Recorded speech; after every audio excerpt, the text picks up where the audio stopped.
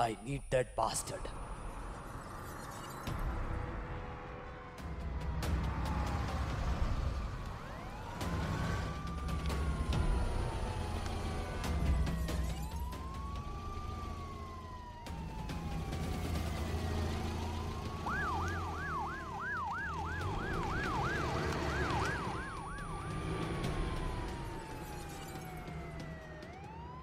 Ready.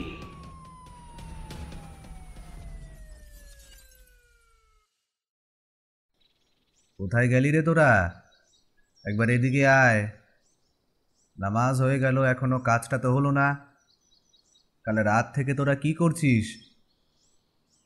Nawaz তার দোতলা বাড়ির ব্যালকনির কাছে চুপ করে বসেছিল। তার একটা হাত রাখা সামনে একটা লাঠির ওপরে, তার মাথার তার প্রিয় টুপি এক হাত দিয়ে মুখের নিচের দিকে এসে পড়া। লম্বা দাড়িতে হাত বোলাতে বোলাতে কথাগুলো বলে উঠেছিল। কথাটা একটু গম্ভীর স্বরে বললেও তার মধ্যে কিন্তু রাগের ভাব খুব একটা ছিল না। সকালের রোদের আলোটা তার চোখের কাছে এসে পড়ে। নওয়াজ খানের মুখে একটা অদ্ভুত হাসির ভাব রয়েছে। একটু পরেই পেছনের দিকে পায়ের শব্দ শুনে নওয়াজ মুখ না তুলে বলল, বাদশাহ এসেছিস? কাজটা হয়েছে? হয়েছে খান ভাই, কিন্তু যদি কোনো কাজে না লাগে, আর আর তাছাড়া যদি ব্যাপারটা বাইরে কেউ জানা যায়নি। কিচ্ছু হবে না বাদশাহ, কিচ্ছু হবে না। তুই চিন্তা করিস না। খান ভাইয়ের কথা লাখ টাকার সমান। আমি যখন কথা দিয়েছি তখন কথা আমি রাখবই। একবার বাদশাহ, একবার যদি ওই শিবাকে আর ওই জয়ন্ত বিশ্বাসকে রাস্তা থেকে সরিয়ে ফেলা যায় না, তাহলে আমাদের জন্য কিন্তু গোটা আজমগড় পরিষ্কার হয়ে যাবে। তারপর এই আজমগড়ে আমরা রাজ করব। নওয়াজ ভাই, সবাই আমাদের কথায় উঠবে আর বসবে, হ্যাঁ কি বলো? ও কথাটা শুনে নওয়াজও অনেকটা খুশি হয়েছিল, কিন্তু তবুও তার মুখের হাসিটা বাচ্চার মতো অতটা হিংস্র বলে মনে হলো না। তার মুখে একটা অদ্ভুত নরম হাসি ফুটে রয়েছে। নিজেও জানে না সে কবে শেষবার এমন হাসি হেসেছিল। এই রক্ত, মারামারি, লুটপাট, এইসব কিছুর মধ্যে আজমগড়ের এই নওয়াজ খান যেন কবে বদলে গিয়েছিল, সেটা সে নিজেও বুঝতে পারেনি। সত্যি কি সে যা কিছু করছে তার কোনো প্রতিকার হবে না? সত্যি কি তার এই অন্যায়ের জন্য তাকে আল্লাহর কাছে গুনেগার হতে হবে না? তার হাতেও তো রক্ত লেগে আছে। তার জন্য কত মানুষের ঘর বরবাদ হয়ে গেছে, কত চোখের জল ঝরেছে। আল্লাহ কি তার সবকিছু মেনে নেবে? নওয়াজ বলল, না রে বাদশাহ, না, ওসব আর করবো না। ভাবছি ওসব দু নম্বরই কাজ সবকিছু ছেড়ে দিয়ে সোজা পথে ব্যবসা করব। আমাদের কাঠের ব্যবসা তো রয়েছে, আর যদি কয়লার ব্যবসাটা একটু ভালোভাবে চালানো যায় তাহলেই তো। বাদশাহ অবাক হয়ে যায়, কিন্তু সামনে এগিয়ে এসে প্রশ্ন করবার মতন সাহস তার নেই। তবু একটু ইতস্তত করে বলে, কিন্তু ভাই, ফের যদি মাংস খাওয়া ছেড়ে দেয়, তাহলে কি সে আর শের থাকে? বাদশার কথায় যেন একটা খোঁচা ছিল। নওয়াজ খানের মুখটা মুহূর্তের মধ্যে বদলে যায়। পেছনের দিকে ঘুরে ক্ষুব্ধ গলায় বলে, তুই ভুলে গেছিস তুই কার সঙ্গে কথা বলছিস? আমি নওয়াজ খান। এখনো আজমগড়ে আমার নামে সবাই ভয়ে কাঁপে। খান ভাই, এই ভয়টাই তো আমাদের আসল ব্যবসা। ওটা না থাকলে কিন্তু সব কিছুই চলে যাবে। আমি যাই খান ভাই, দেখি ব্যবস্থাটা কতদূর হলো দেখে আসি। আশা করছি কাজটা তাড়াতাড়ি হয়ে যাবে। বাদশাহ অপেক্ষা না করে চলে যায়। শূন্য ব্যালকনির কাছে দাঁড়িয়ে থাকে নওয়াজ খান। তার চেয়ারের সামনে টেবিলের একপাশে রাখা রয়েছে একটা বাক্স, আর তার পাশে একটা কাগজ। সেই কাগজের ওপর ছাপা রয়েছে একটা মুখ, একটা চেনা মুখ। সে মুখ খানের আগেও দেখেছে। সে মুখ জীবন সরকারের, সেই মাস্টার, যেই মাস্টার একদিন নওয়াজ খানের সামনে দাঁড়িয়ে আগুন তুলে বলেছিল, নওয়াজ খান, আমি তোমাকে ওদের মতো ভাবিনি। আমি ভেবেছিলাম তুমি ওদের মতো দু নম্বরই ব্যবসা করলেও তুমি মানুষ, তোমার গায়ে মানুষের রক্ত বইছে। কিন্তু না, সে অনেকদিন আগেকার কথা। নওয়াজ খানের সেই কথাটা আজ মনে পড়ে যায়। সেদিন যে কি হয়েছিল সেই কথাটাও নওয়াজ খান এখন আর ভালোভাবে মনে করতে পারে না। গভীরভাবে কিছু একটা ভাবতে ভাবতে টেলিফোনটা বেজে ওঠে। ফোনটা তুলতেই অপর প্রান্ত থেকে কেউ বলে, কাজ হয়ে গেছে ভাই, তুমি বললেই আমি লোক লাগিয়ে দেবো।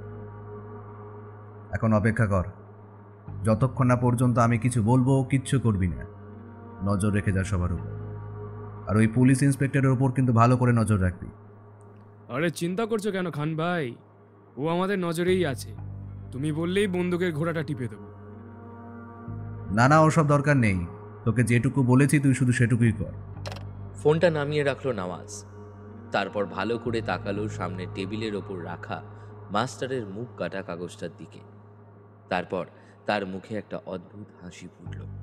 মনে মনে ভাবলো, এই মাস্টার কি পারবে ওই জয়ন্ত বিশ্বাসের মতো লোকের বিরুদ্ধে দাঁড়িয়ে আজমগড়ে জিততে?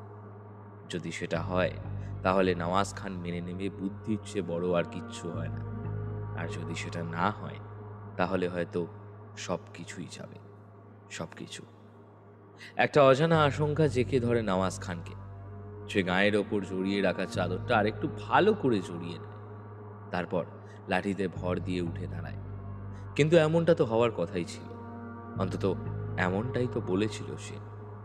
নওয়াজ খান এগিয়ে যায় দোতলার একদম ধারের দিকে, আর ঠিক তখনই দেখতে পায় পুলিশের জিপটা তার বাড়ির সামনে এসে দাঁড়াচ্ছে।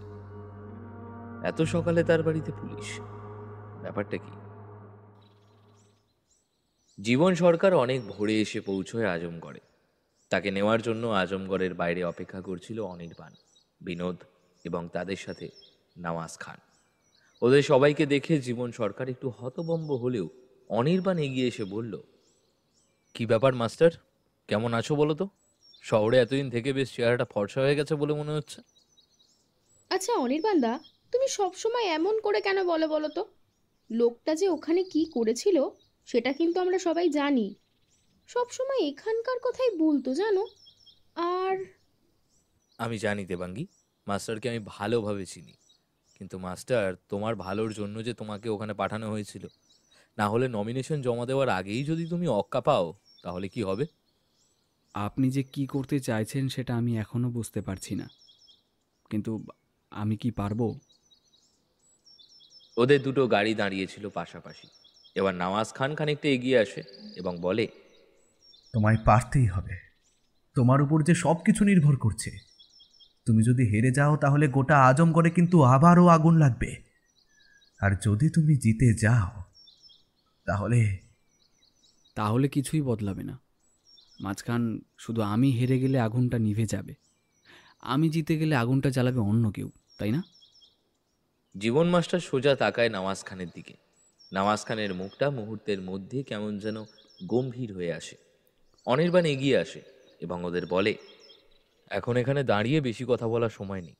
তোমাদের ব্যক্তিগত শত্রুতা যাই থাক না কেন, এখন কিন্তু সেই সব সরিয়ে রাখতে হবে, অন্তত এই একটা মাস।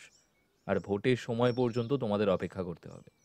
এই দেবাঙ্গী, সুমিত, তোমরা একটা কাজ করো, তোমরা বেরিয়ে পড়ো। শুধু শুধু এখানে আর দাঁড়িয়ে থাকতে হবে না। ওরা আর অপেক্ষা করলো না, ওরা গাড়ি নিয়ে চলে গেল।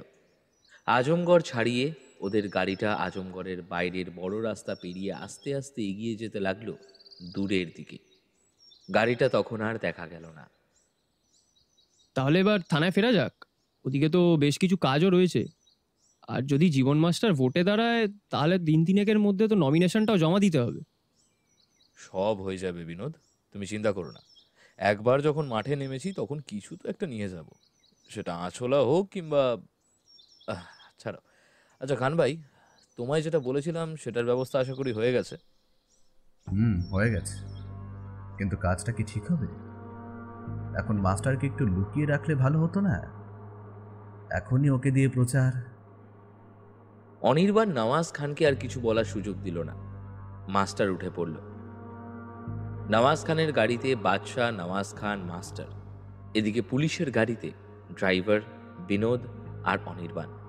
এরা এগিয়ে গেল আজমগড়ের ভেতরের দিকে। তখন সবে ভোরের আলো ফুটতে শুরু করেছে। গভীর রাতে বোধহয় কলকাতা থেকে ওরা বেরিয়ে এসেছিল। সকালের আলোতে আজমগড়ের চারপাশটা কেমন যেন অন্যরকম লাগছিল। সেটা সবচেয়ে বেশি মনে হচ্ছিল জীবন মাস্টারের চোখে। অনেক দিন পর সে এখানে ফিরল। কলকাতায় তার মোটেই ভালো লাগছিল না। আজমগড় ছেড়ে, এখানকার লোকজনেদের ছেড়ে, বিশেষ করে নিজের ভিটে মাটি ছেড়ে, আর সব থেকে বড় ওই শিবা গুন্ডা জয়ন্ত বিশ্বাস এবং তার দলের প্রতি মাস্টারের যে রাগ, সেটা ছেড়ে সে বেশি দূরে থাকতে চাইছিল না। সেই সুযোগটা তাকে অনির্বাণ আবার দিয়েছে, কিন্তু অনির্বাণ যে কি করতে চাইছে সেটা সে নিজেও বুঝতে পারল না। শুধু ভোটে দাঁড় করিয়ে দিলেই তো আর সে জিতে যাবে না। যদিও অনির্বাণের কোনো হেলদোলি নেই, সে একটা গানের সুর ভাঁজতে ভাঁজতে মাথা দোলাতে লাগলো। উল্টে দেবো পাল্টে দেবো, সুযোগ পেলে শিবশান্তকে সাল্টে দেবো, পাল্টে দেবো। যেন কিছুই ঘটেনি, যেন আজমগড় ঠিক এই ভোরের নরম আলোর মতোই শান্ত রয়েছে। দেখ শিবা, ভালো করে কথাটা বুঝে নে। আমি ওকে দাঁড় করাচ্ছি, এবার ওকে জেতানোর পুরো দায়িত্ব কিন্তু তোর। এলাকার লোকেদের কাছ থেকে ভোট কিভাবে বার করতে হবে সেটা তুই করতে জানিস। আমাকে একটা বিশেষ কাজে কিছুদিনের জন্য এলাকার বাইরে যেতে হবে, তাই প্রচার থেকে শুরু করে সমস্ত কাজের দায়িত্ব আমি তোকে দিচ্ছি। এই নিয়ে কোনো চিন্তা তোকে করতে হবে না। শিবার বাড়িতে এসেছিল জয়ন্ত বিশ্বাস ও তার দলের লোকেরা। ভোটে যে দাঁড়িয়েছে সেই কালো লম্বা মতো লোকটাও ছিল ওদের সাথে। সামনের চেয়ারে বসে সে ক্লান্ত হয়ে এসেছিল। তার দিকে তাকিয়ে শিবা বলল, দাদা সবই ঠিক আছে, কিন্তু হাওয়াটা খুব একটা ভালো নেই। এখন এমন সময় যদি এদিক ওদিক ভুল কিছু হয়ে যায়, তাহলে কিন্তু গোটা ব্যাপারটা আমাদের বিরুদ্ধে ঘুরে যাবে। আর ওকে তুমি ভোটে দাঁড় করাচ্ছ, কতগুলো কেস আছে ওর নামে সেটা তুমি জানো। বেশি কথা বলছিস শিবা, তোর নিজের নামে কতগুলো কেস ঝুলছে সেটা তুই কি জানিস? আমার হাত যদি তোর উপরে না থাকতো তাহলে তো। আমি সে কথা বলছি না দাদা, তুমি তো বলো সময় বুঝে কাজ করতে হয়। এখন আজমগড়ের অবস্থাটা খুব একটা ভালো নয়। আমি নিজেও গোটা ব্যাপারটা ঠিক করে বুঝে উঠতে পারছি না, তাই তোমায় বলছি তুমি এখন বাইরে কোথাও যেও না। ভোটের আর মাসখানেকও বাকি নেই। ওই মাস্টার যদি একবার নমিনেশন জমা দিয়ে দেয়। যাই করুক না কেন, জিতবো তো আমরাই। মাস্টারকে সরিয়ে ফেলতে তোর কতক্ষণ লাগবে? তুই এত ভাবছিস কেন বলতো? আমি ওই মাস্টারের জন্য ভাবছি না, আমি ভাবছি ওই ওই ওই পুলিশটার কথা। এটা এখানে আসার পর থেকে একটার পর একটা আমাদের বিরুদ্ধে কাজ করে চলছে। কতগুলো মাল উধাও হয়ে গেল, তারপর কালুও চলে গেল, তারপর আরও কত কিছু হয়েছে, সবটাই তো তুমি জানো। সব কিছুর বদলা নেওয়া হবে শিবা, কিন্তু এখন সময় হয়নি। এখন প্রথমে আগে ভোটে জিততে হবে, তারপর তারপর সমস্ত কিছু ভাবা যাবে। তার আগে কিচ্ছু না। এতক্ষণ ধরে বসেই ওরা কথা বলছিল। এবার শিবার ইশারায় জয়ন্ত বিশ্বাস উঠে যায় অন্য ঘরের দিকে। বাকিরা বসে থাকে বাইরে বসার জায়গায়। বেশ কিছুক্ষণ চুপ করে থাকার পর শিবা বলে, দাদা দাদা মহেশ কোথায় আছে? হঠাৎ করে এমন একটা কথা শুনে জয়ন্ত বিশ্বাস সোজাসুজি শিবার দিকে তাকায়। শিবার মুখটা কেমন যেন হয়ে আসে। জয়ন্ত বিশ্বাসের মুখে একটা অদ্ভুত রাগ ফুটে ওঠে। প্রায় চিৎকার করতে গিয়েও নিজেকে সামলে নিয়ে বলে, তোকে না বলেছি তুই কখনো মহেশের কথা জিজ্ঞাসা করবি না? তোর যা যা দরকার ছিল তার সবটাই তো আমি তোকে দিয়েছি, তবে আবার মহেশকে কেন? শিবা কথার উত্তর দেয় না, চুপ করেই ঘরের এক পাশে দাঁড়িয়ে থাকে। জয়ন্ত বিশ্বাস এবার তার কাঁধের ওপর একটা হাত রেখে বলে, শিবা আমরা যাই তাহলে। তোর যে ইচ্ছে ছিল আজমগড়ের বাইরের জমিতে একটা কারখানা হবে, তার ব্যবস্থা আমি করে দেব। কথাটা শুনে শিবা মুখ তুলে তাকায় জয়ন্ত বিশ্বাসের দিকে। তার মুখে একটা হাসি ফুটে ওঠে। বলে, আমার স্বপ্নের কারখানা দাদা, আমার স্বপ্নের কারখানা। সব হবে শিবা, সব হবে। শুধু ওই ভোটে কিন্তু আমায় জিততেই হবে। ওই ইন্সপেক্টর আর ওই মাস্টার, ওই দুটোর তারপরে আমি ব্যবস্থা করব। চলি। জয়ন্ত বিশ্বাস তার ছেলেদের নিয়ে চলে যায়। শিবা কিছুক্ষণ নিজের ঘরে চুপ করে বসে থাকে। তারপর বাইরে বেরিয়ে গলা তুলে বলে, এই কে আছিস? যা তো একবার বিল্টুকে ডাক, আর আজনগড়ের অবস্থা দেখে আমাকে খবর দে। মাটির দেওয়ালের ওপরে খড়ের চাল। সেই খড়ের চাল বেয়ে বর্ষার সময় মাঝে মাঝে বৃষ্টির জল ভেতরে ঢুকে আসে।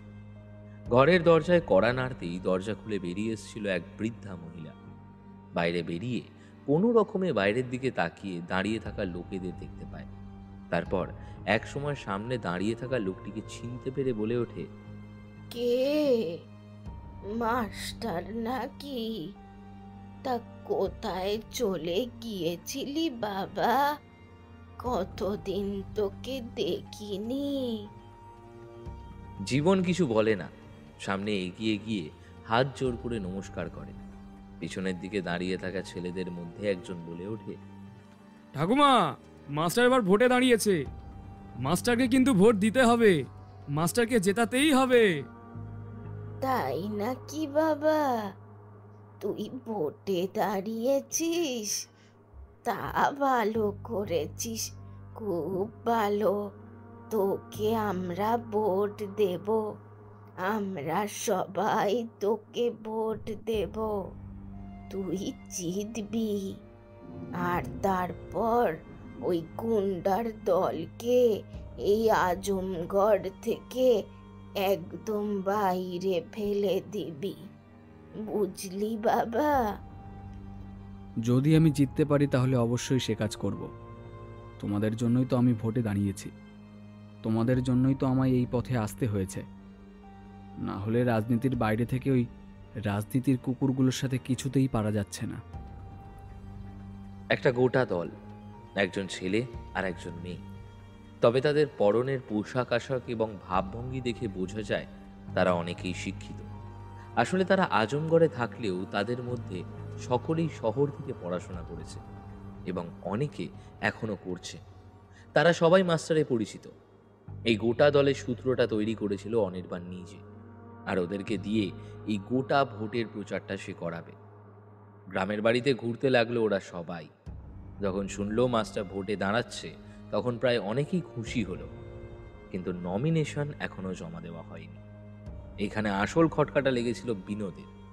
থানায় বসে যখন বিরিয়ানির প্লেট থেকে বিরিয়ানির মাংসটা ছিঁড়ছে অনির্বাণ, তখন বিনোদ বলল, কিন্তু স্যার, মাস্টারের তো বিপদ রয়েছে। মাস্টার যদি নমিনেশন জমা দিয়ে দিত, তারপরে তার গায়ে হাত দেওয়াটা খুব একটা সহজ হতো না। কিন্তু নমিনেশন জমা না দিয়ে বিনোদ, কখনো জঙ্গলে কিভাবে বাঘ শিকার করে জানো?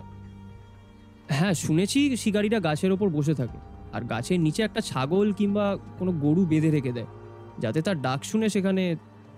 অনির্বাণ মাংসটা ছিঁড়ে পুরোটা খেয়ে নিয়েছিল। সেটা চিবিয়ে একটা পরিতৃপ্তির ঢেকুর তুলে বলল, যাই বলো বিনোদ, স্টেশনের কাছে ওই হাবিবের বিরিয়ানিটা কিন্তু দারুণ বানায়। কলকাতা শহরে এমন বিরিয়ানি ঢের খেয়েছি, কিন্তু এই আজমগড়ের কাছে এমন বিরিয়ানি স্টেশন ছাড়া আর কোথাও পাওয়াও যাবে না। ভাবছি আজমগড়ের ভেতরে যদি এমন একটা। স্যার, ওই জীবন মাস্টারের ব্যাপারটা। ও হ্যাঁ, তারপর কি যেন বলছিলাম? হ্যাঁ, বাঘ শিকার। একটা কথা শুনে রাখো বিনোদ, আজমগড়ে অন্তত ভোট হওয়ার আগে পর্যন্ত যা হবে তার কোনো কিছুই তুমি বুঝতে পারবে না।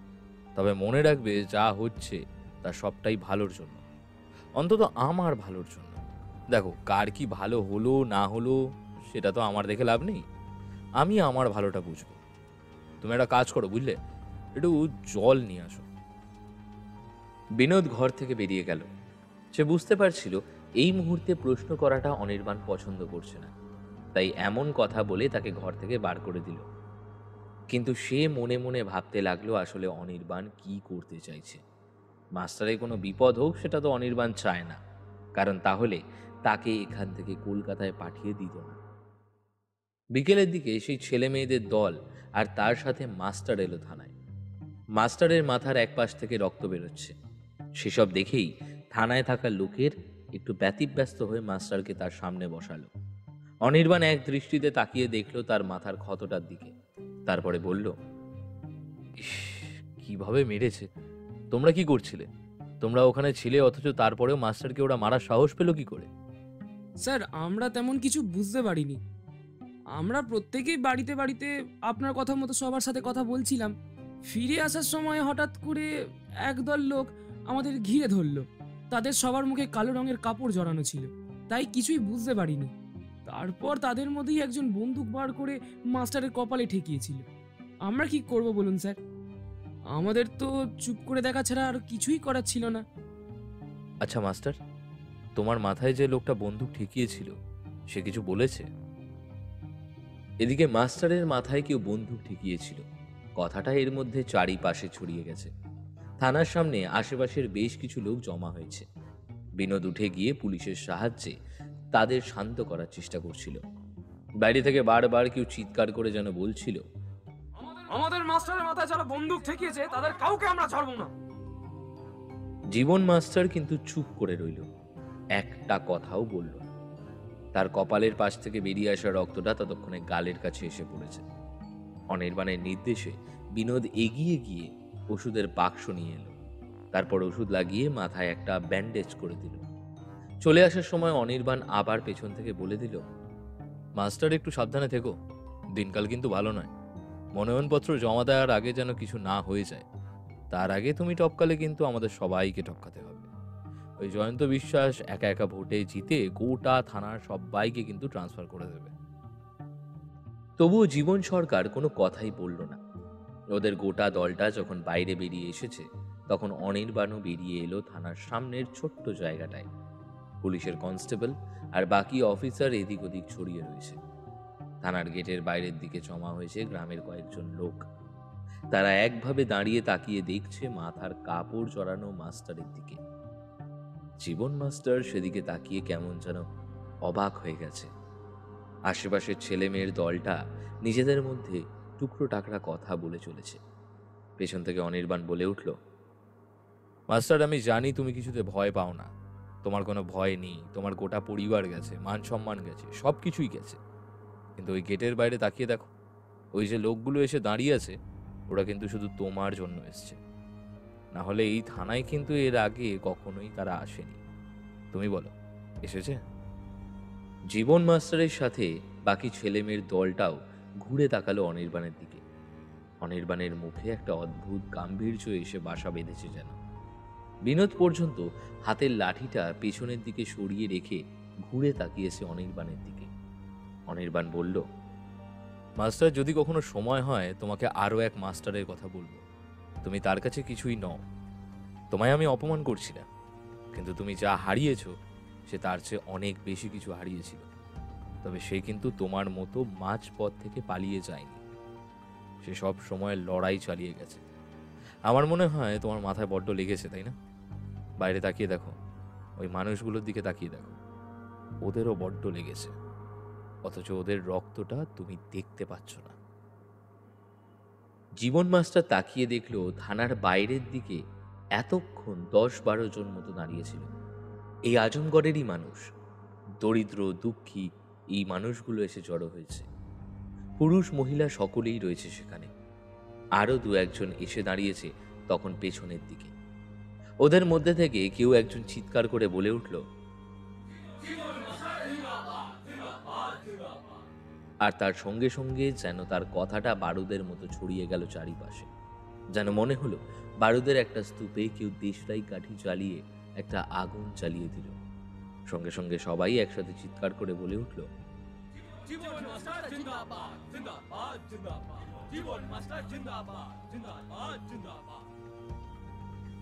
অনির্বাণ হাসছিল, কিন্তু তার মুখের হাসিটা কেউ দেখতে পেল না। সব হাসি বোধহয় মানুষের মুখের বাইরে পর্যন্ত প্রকাশ পায় না। মাস্টার নেমে গেল, পিছু পিছু এগিয়ে গেল ছেলে মেয়ের দলটা। থানার বাইরে যখন ওরা পৌঁছলো তখন ওই দলের পেছনে যোগ দিল গ্রামের আরো কয়েকজন সাধারণ মানুষ। অনির্বাণ শুধু একবার গলা তুলে তাকিয়ে বলল, বিনোদ, এইবার বোধহয় আগুন লাগতে শুরু করবে। বিনোদ বুঝতে পারছিল অনির্বাণের ভাবনার কথা ভাবার সাধ্য তার নেই। সে যে কি ভেবে চলেছে সেটা বুঝবে কার সাথে আছে। কিন্তু আজমগড়ে যে আরো কিছু একটা হবে সেটা বিনোদ ভালোই বুঝেছিল। এই ভোট যে খুব একটা সহজভাবে কাটবে না সেটা বুঝতেই বিনোদের সময় লাগলো না। সে অনির্বাণের দিকে তাকিয়ে দেখল অনির্বাণ তার নাকের নিচে লম্বা গোঁপটায় দুটো আঙুল বুলিয়ে দিচ্ছে। দেখতে দেখতে কয়েকটা দিন কেটে যায়। নমিনেশন জমা দেওয়ার দিন এগিয়ে আসে। আজমগড়ের বাইরে নমিনেশন জমা দেওয়ার ব্যবস্থা হয়েছে। স্টেশনের কাছে যে সরকারি অফিস রয়েছে সেই অফিসেই এই ব্যবস্থা। সকালের দিকেই জয়ন্ত বিশ্বাসের মনোনীয় প্রার্থী কানাইলাল তার মনোনয়নপত্র জমা দিয়ে দিয়েছে। হঠাৎ করে যে শেষ মুহূর্তে জয়ন্ত বিশ্বাস তার প্রার্থী বদলালো সে কথা কেউ জানে না কেন, কিন্তু কেউ তা প্রকাশ করতে চায় না। তবে জয়ন্ত বিশ্বাস এলাকায় নেই, সে ভোটের কাজেই বাইরে গিয়েছে। তাই গোটা এলাকার দায়িত্ব এখন রয়েছে পুলিশের। এমনকি মনোনয়ন কেন্দ্রের বাইরে ও তার লোকেরা এদিক ওদিক ছড়িয়ে রয়েছে, পুলিশের ব্যবস্থা রয়েছে। একটু পরেই আরও একটা অবাক কাণ্ড দেখা গেল। হঠাৎ করেই একটা বড় কালো রঙের গাড়ি এসে দাঁড়ালো স্টেশনের বড় রাস্তার পাশে, সেই অফিসের সামনে। আর তারপর সেই গাড়ির দরজা খুলে সেখান থেকে নেমে এলো একজন খাকি পোশাক পরা অফিসার। দেখেই বোঝা যায় এ হলো উচ্চপদস্থ কোনো অফিসার। তিনি বেরিয়ে এসে গটগট করে হেঁটে সোজা অফিসের ঘরের দিকে ঢুকে গেল। সেখানে দায়িত্বপ্রাপ্ত অফিসারের সঙ্গে টুকরো টাকরা কথাবার্তা বলছে সে। এমন সময় শিবা গুন্ডার একজন লোক বাইরে একটু দূরে গাড়িতে বসে থাকা শিবাকে খবরটা দিল। শিবা কি মনে করে আর এগিয়ে গেল না। আর তারপরেই দেখা গেল পেছনের দিকে একটা চেঁচামেচি শোনা যাচ্ছে। শিবাগুন্ডার দল একটা গাছের তলায় গাড়িতে অপেক্ষা করছিল। ওরা জানতো যে জীবন মাস্টার মনোনয়নপত্র জমা দিতে আসবে, আর সেই সময় তাকে মনোনয়নপত্র জমা দেওয়ার সিদ্ধান্তটা বাতিল করতে হবে। এমন কথাই জয়ন্ত বিশ্বাস বলে দিয়েছিল। মনে হচ্ছে ওই মাস্টার আসছে। এই তোদের অস্ত্র রেডি আছে তো? দেখ, গুলি চালাবি না। এই সময় গুলি, গলা কিংবা খুন জখম একদম ঠিক কাজ নয়। শুধু একটু ভয় দেখালেই হবে। আরে বস, তুমি এত চিন্তা করছো কেন? সব কটাকে ধরে এমন করকে দেব না আর টুংট্যাক করার সুযোগ অবধি পাবে না, অফিসে ঢোকার সাহসই পাবে না। তার আগেই অন্য একটা ব্যাপার ঘটে গেল। কালো যে গাড়িটা এসেছিল সেই গাড়িটা থেকে লাইন দিয়ে নেমে এলো রক্ষী বাহিনী। তাদের কাছে উন্নত মানের অস্ত্র রয়েছে। তাছাড়া তারা প্রায় জনাকুড়ির মতো হবে। তারা একবার এদিক ওদিক দেখে নিয়ে অফিসের চারপাশের ফাঁকা জায়গাটায় ইতস্ততভাবে ছড়িয়ে গেল। দুজন বন্দুক তুলে এগিয়ে এলো শিবার গাড়ির দিকে। তারপর গাড়ির সামনে এসে বলল, এখানে কি চাই? এখানে দাঁড়ানো চলবে না, চলে যাও এখান থেকে। শিবা কিছু একটা বলে উঠতে যাচ্ছিল, তার আগেই জয়ন্ত বিশ্বাসের সাবধান বাণী বারবার তার মনে পড়ে গেল। শিবা, একটা কথা মাথায় রাখবি, যদি নমিনেশন জমা পড়ে যায় যাক, কিন্তু কোনো রকম ঝামেলা করবি না। ঝামেলা করলে কিন্তু তার ফলটা উল্টো হবে। একবার যদি ভোট হয় আমরা জিতবই। তাই বিল্টু এগিয়ে যেতেই শিবা বলল, বিল্টু, চলে আয়, চল। মানেটা কি? এখানে আমরা থাকবো না তাহলে?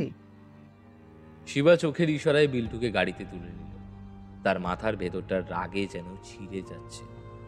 মনে হচ্ছে যেন অস্ত্র তুলে এই রক্ষী বাহিনীর সব কটাকে যদি এই ধুলোয় শুইয়ে দিতে পারত তাহলে তার মনের রাগ একটু হলেও কমত। কিন্তু এখন কিছুই করা যাবে না। রাজনীতিতে থাকতে গেলে মাঝে মাঝে ধৈর্য ধরতে হয় সঠিক সময়ের জন্য। সেই যে সেবার জয়ন্ত বিশ্বাস যখন প্রথমেই আজমগড়ের বুকে মাথা চাড়া দিয়ে উঠতে শুরু করেছে রাজনীতিতে, তার প্রতিদ্বন্দ্বী মনোময় হালদারকে কি অবস্থা করেছিল সে।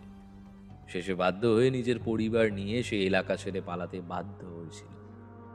জয়ন্ত বিশ্বাসের মতন এমন লোক যখন তাকে চুপ করে থাকতে বলছে, নিশ্চয়ই তার পেছনে কোনো একটা কারণ আছে। জয়ন্ত বিশ্বাসের কাছে তো শিবা সামান্য একজন। থাক। রক্ষী গিয়ে সেই বন্দুকের বাঁট দিয়ে গাড়ির ওপর ধাক্কা দিয়ে বলে, তাড়াতাড়ি তাড়াতাড়ি এখান থেকে বেরিয়ে যাও, না হলে গাড়ি সমেত সবাইকে কিন্তু। এই তো স্যার। গাড়ির ভেতরে বসে থাকা প্রতিটা লোকের অগ্নি দৃষ্টি এগিয়ে গিয়ে পড়ে সেই রক্ষীর ওপরে। কিন্তু সবার হাত পা বাঁধা, অথচ পকেটে সবার অন্তত একটা করে আগ্নেয়াস্ত্র রয়েছে। ওদের গাড়িটা যেই বড় রাস্তার উপরে এসে পড়েছে ঠিক তখনই শিবার মুখটা হাঁ হয়ে গেল। সামনের দিকে ওগুলো কারা হেঁটে আসছে? সামনের দিকে হেঁটে আসছে জীবন সরকার। তার পেছনের দিকে রয়েছে ওই 6 জনের ছেলে মেয়ের দলটা। ঠিক তার পেছনে ওগুলো গ্রামের লোক না? ওদেরকে দেখে বিল্টু পর্যন্ত অবাক হয়ে যায়। বলে, এ কি বস, গোটা গ্রামের লোক এখানে এসেছে নাকি?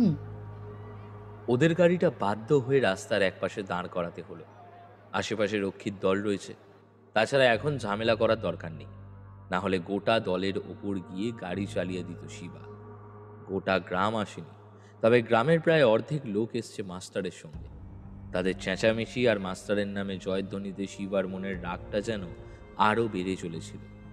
পাশ দিয়ে যাওয়ার সময় জীবন মাস্টার যে দৃষ্টিতে শিবার দিকে তাকিয়েছিল, সেটাকে তাচ্ছিল্যের দৃষ্টি বললে কম বলা হবে। শিবার গাড়ি চলে যেতে গোটা দলটা ওই ফাঁকা মাঠের একপাশে এসে দাঁড়াল। সেখান থেকে তাদের কাউকে আর সামনে এগোতে দেওয়া হলো। জীবন মাস্টারের সঙ্গে রইল একজন, বাকিরা পিছিয়ে গিয়ে শান্ত হয়ে দাঁড়ালো। জীবন মাস্টার অফিসে ঢুকে সামনে মনোনয়নপত্র জমা দিতে যাবে, এমন সময় একপাশে দাঁড়িয়ে থাকতে দেখল অনির্বাণ ভট্টাচার্যকে। অনির্বাণের মুখে হাসি, সে জীবনের দিকে তাকিয়ে আছে। বলল, বলেছিলাম না মাস্টার, মনোনয়নপত্র তুমি জমা দিতে পারবে, আর জমা দিতে এসেই তুমি বুঝতে পারবে কেন তোমায় আমি ভোটে দাঁড়াতে বলেছি। এই প্রথম অনির্বাণকে দেখে জীবন মাস্টারের বড্ড অদ্ভুত লাগলো। লোকটা ভালো নাকি খারাপ সেটা ঠিক বোঝা যেত না, এখনো বোঝা যাচ্ছে না, কিন্তু লোকটা যে আজমগড়ের জন্য কিছু একটা ভালো করতে চাইছে সেটা কেমন যেন সে বুঝতে পারছিল। বলল, কিন্তু স্যার, আপনি যে এতটা করছেন, এর ফল কি আমরা পাবো? আমি কি জিততে পারবো? গোটা আজমগড়ের লোকেদের ওরা ভয় দেখিয়ে ভোট দেওয়াতো। যে ভোট না দেবে তার বাড়িতে আগুন লাগিয়ে দেবে। তাছাড়া বাড়ির মেয়ে বউদের তুলে এনে... ওসব নিয়ে তুমি ভেবো না মাস্টার, যে যার নিজের রাস্তা বেছে নেবে। ওরা যদি এখনো ওদের ভোট দেয়, ওদের জেতায়, তাহলে ওদের ওই পথেই পড়ে থাকতে হবে। আর যদি তুমি জেতো, তাহলে একটা নতুন রাস্তা খুলবে।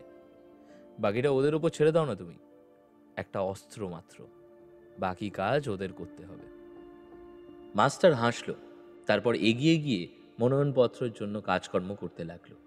এদিকে অনির্বাণ ততক্ষণে রক্ষীদের সাথে আসা সেই প্রধান অফিসারের সঙ্গে ঘরের বাইরের দিকে একপাশে দাঁড়িয়ে কথা বলছে। কিন্তু অনির্বাণ, তুই যা করছিস সেটা কি ঠিক করছিস? যদি এদিক ওদিক কিছু একটা হয়ে যায়, তখন কিন্তু গোটা গ্রামের মানুষ সমস্যায় পড়বে।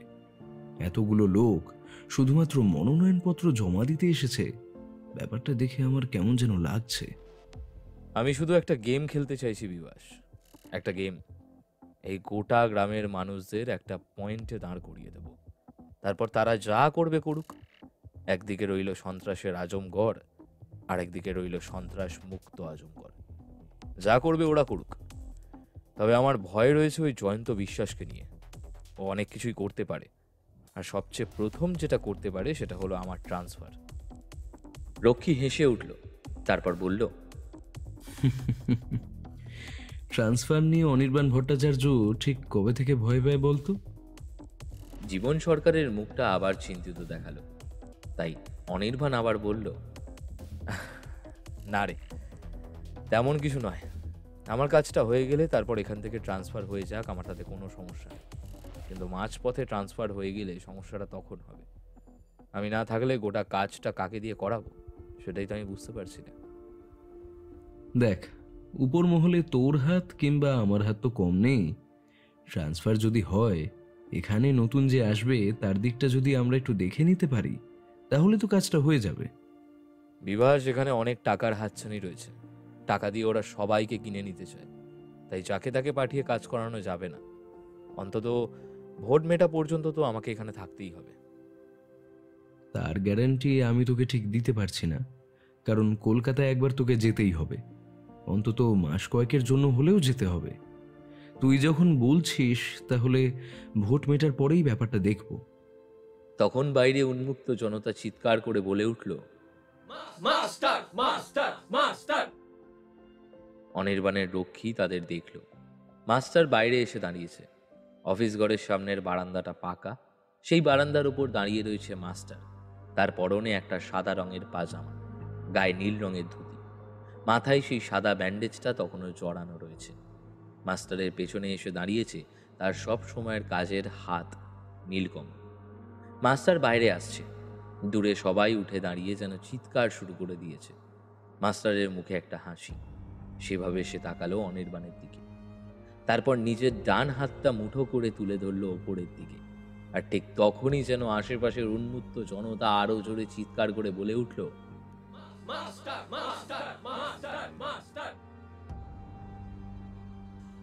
জল মনে হচ্ছে নাকের ওপর দিয়ে বইতে শুরু করবে।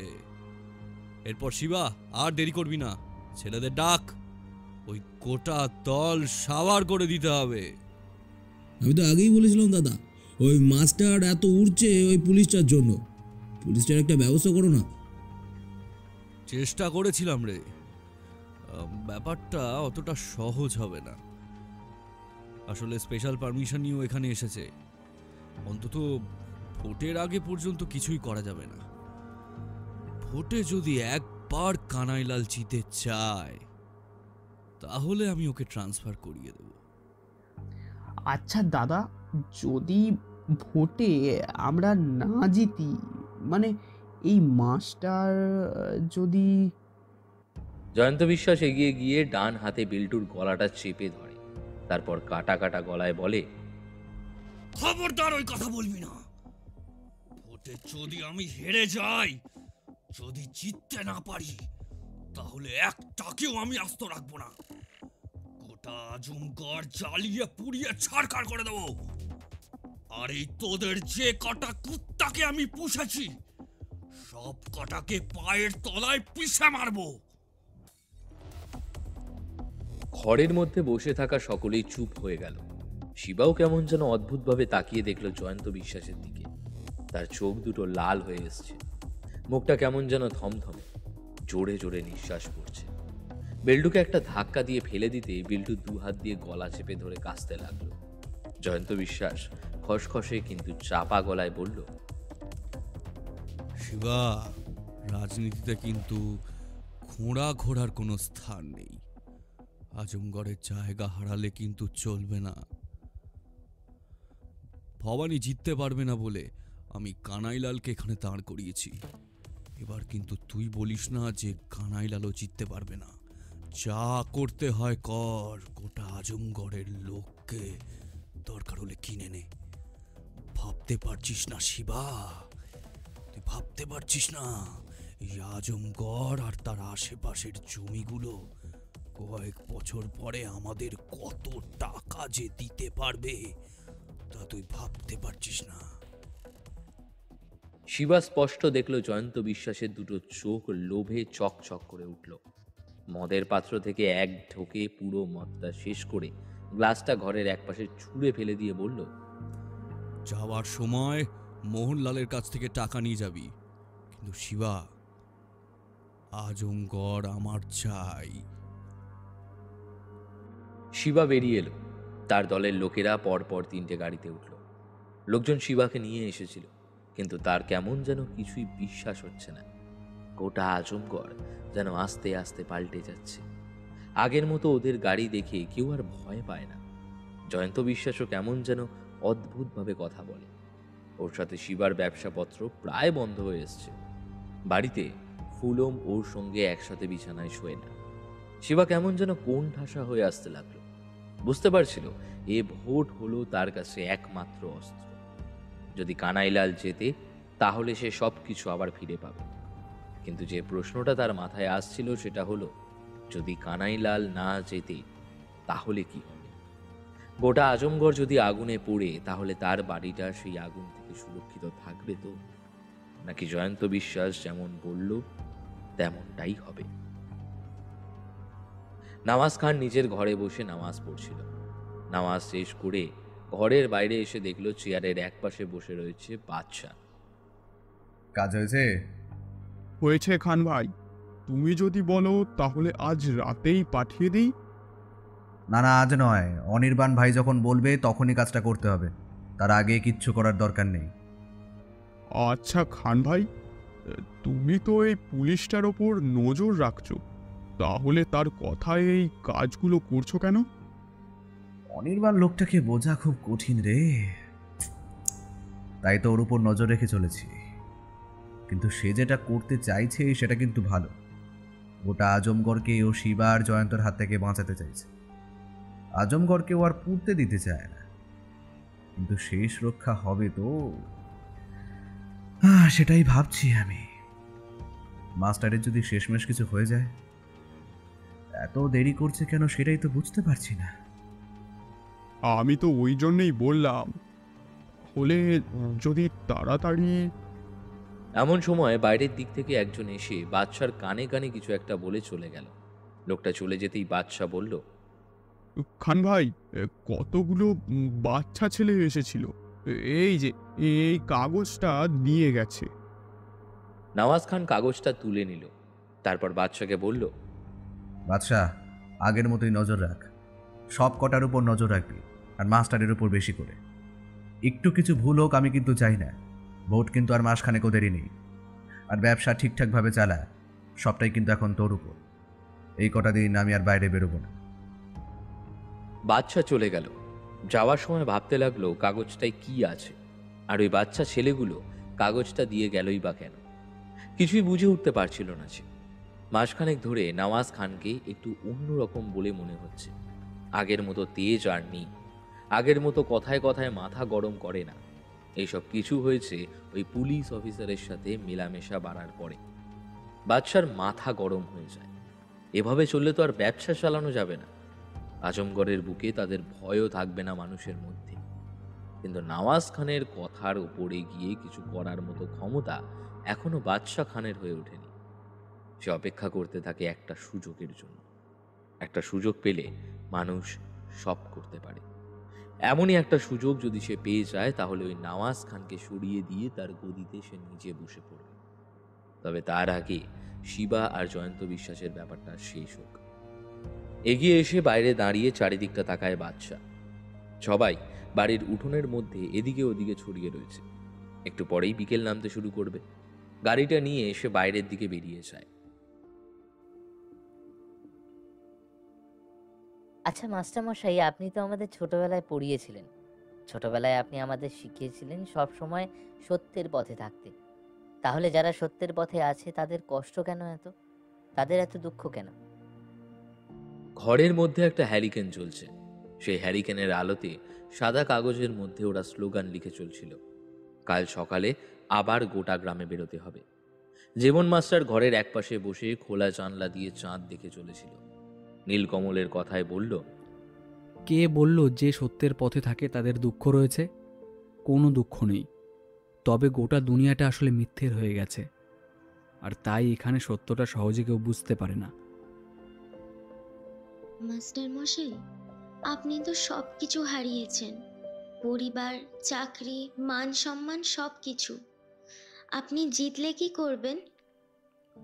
যারা অনেক কিছু হারিয়েছে তাদের কোনো কিছুই আমি ফিরিয়ে দিতে পারবো না, কিন্তু যারা হারায়নি তাদেরকে আর কোনো কিছুই হারাতে দেব না। অন্তত ভিটে মাটি, দুবেলা খাওয়ার পরনের কাপড়টুকু আমি হারাতে দেব না। মেয়ে মানুষদের সম্মান হারাতে দেব না, আর পুরুষের জীবন হারাতে দেব না। এই গোটা আজমগড়কে আবার নতুন করে সাজিয়ে দেব আমি। আর তোরা আছিস তো আমার সঙ্গে? ব্যাপারটা কিন্তু খুব একটা সোজা হবে না মাস্টার মশাই। গোটা জঙ্গল ওদের দখলে। একদিকে শিবাগুন্ডা, অন্যদিকে খান ভাই। দুজনের মধ্যে কেউ না কেউ ঠিক তোমার পথে আসবেই। সব থেকে বড় বাঁধাটা তোরা ভুলে যাচ্ছিস। জীবন মাস্টারের এমন কথায় সকলেই অবাক হয়ে তাকালো জীবন মাস্টারের দিকে। হলদে হ্যারিকেনের আলোয় তার মুখটা কেমন যেন উজ্জ্বল হয়ে উঠেছে। দুটো চোখ আলোতে চকচক করছে। জীবন মাস্টার কিছুক্ষণ চুপ করে থেকে বলল, গোটা আজমগড় এখন কার হাতে আছে তা তোরা জানিস না। গুন্ডা নয়, খান ভাই নয়, এমনকি রাজনীতির এই পাকা ঘোড়া জয়ন্ত বিশ্বাসও নয়। গোটা আজমগড়ে যা হয়ে চলেছে, আর অন্তত ভোট শেষ হওয়ার আগে পর্যন্ত যা হবে, তার সব কিছুর পেছনে হাত রয়েছে ওই অনির্বাণ ভট্টাচার্যের। লোকটা যে কি সেটা আমি আজও বুঝতে পারিনি। কলকাতায় গিয়ে লোকটার ব্যাপারে বেশি খোঁজ খবর নেওয়ার চেষ্টা করিনি, কিন্তু যারা আমায় নিয়ে গেছিল কলকাতায় তারা অনির্বাণ ভট্টাচার্য বলতে একদম অজ্ঞান। আর লোকটার সঙ্গে পরিচয় নেই এমন কিন্তু কেউ নেই। লোকটা নেহাত কোনো সাধারণ পুলিশ অফিসার নয়, নিশ্চয়ই বড় কেউ। আর এই আজমগড় নিয়ে লোকটা অনেক কিছু ভেবেছে, না হলে শুধু শুধু সামান্য একটা খুনের জন্য সে এখানে আসতো না। জীবন মাস্টারের কথায় ওরা সকলেই অবাক হলো। একজন বলে উঠল, কলকাতায় একটা সিরিয়াল কিলারের কেস অনির্বাণ ভট্টাচার্য সমাধান করেছিল। পরপর 7টা খুন করেছিল সেই লোকটা, কিন্তু তাকে অনির্বাণ ভট্টাচার্য ধরেছিল। দিনে দুপুরে অনেক লোকের মাঝখানে ওই সিরিয়াল কিলারকে গুলি করে মেরেছিল, কিন্তু তারপরেও লোকটাকে কেউ কিছু বলতে পারেনি। তারপর যেবার ওই কলকাতায় চাঁদনি মার্কেটের কাছে একটা জঙ্গি ধরা পড়ল, তার কাছে হিউম্যান বম্ব ছিল, সেখানে অনির্বাণ ভট্টাচার্যও ছিল। জীবনের ঝুঁকি নিয়ে তার কাছ থেকে বোমগুলো উদ্ধার করেছিল, কিন্তু লোকটা গুপ্ত কেউ। মানে তোরা বলতে চাইছিস under cover officer Anirban Bhattacharya? Master কিছু একটা বলতে যাচ্ছিল, তার আগেই দরজায় ধাক্কা পড়ল। কেউ একজন দরজা ধাক্কা দিয়ে বলল, মাস্টার মশাই বাড়িতে আছেন? একটু দরজা খুলুন না, অনেক বিপদে পড়ে আপনার কাছে এসেছি। নীলকমল উঠে যাচ্ছিল, তাকে বাধা দিয়ে নিজেই উঠে দাঁড়ায় জীবন মাস্টার। তারপর হ্যারিকেনটা তুলে নিয়ে দরজার কাছে আসে। দরজাটা খুলতেই দেখা যায় চাদরে মুখ জড়িয়ে একজন দাঁড়িয়ে রয়েছে। বলুন, কি দরকার? দেখুন, আমার মেয়েটা বড্ড বিপদে পড়েছে। ওই যে আপনার কাছে আসতে লজ্জা পাচ্ছে। একবার। জীবন মাস্টার বাইরের দিকে বেরিয়ে আসে। ঠিক তখনই অন্ধকারে অন্য পাশ দিয়ে বেরিয়ে আসে 2-3 জন। তাদের মধ্যে একজন একটা রুমাল চেপে ধরে মাস্টারের নাকের কাছে। মাস্টার বাধা দেওয়ার চেষ্টা করেছিল, কিন্তু তার আগেই কিছু অদ্ভুত ধোঁয়া চারপাশটায় ছড়িয়ে যায়। ওই ধোঁয়াতে ওদের চোখ জ্বলতে শুরু করে, প্রবল কাশি শুরু হয় ওদের। সেই সমস্ত পেরিয়ে যখন ওরা সকলে বাইরে এসে দাঁড়ায়, তখন অন্ধকারে চারপাশটা যেন খাঁ খাঁ করছে। চাঁদের আলোয় কোথাও কিছু দেখা যায় না। জীবন মাস্টার যেন মুহূর্তের মধ্যে বেমালুম কোথাও উড়ে গেছে। ওরা তাড়াতাড়ি এগিয়ে আসে বড় রাস্তার কাছে। তারপর একভাবে ছুটতে শুরু করে ওরা থানার দিকে। এক্ষুনি খবরটা জানাতে হবে। ওদিকে অনির্বাণ ভট্টাচার্য তখন চেয়ারে বসে টেবিলের ওপর পা তুলে বিনোদকে বলে, বিনোদ, তুমি এখানে কত বছর ধরে রয়েছো? বিনোদ কিছু একটা বলছিল, কিন্তু তার আগে একটা গাড়ির শব্দ শোনা যায় থানার সামনের রাস্তাটা দিয়ে। একটা গাড়ি যেন বাইরের দিক থেকে ভেতরের দিকে চলে যাচ্ছে। বিনোদ সেদিকে কান খাড়া করে শোনার চেষ্টা করে, তারপর সামনের দিকে তাকিয়ে বলে, হ্যাঁ স্যার, কি যেন বলছিলেন?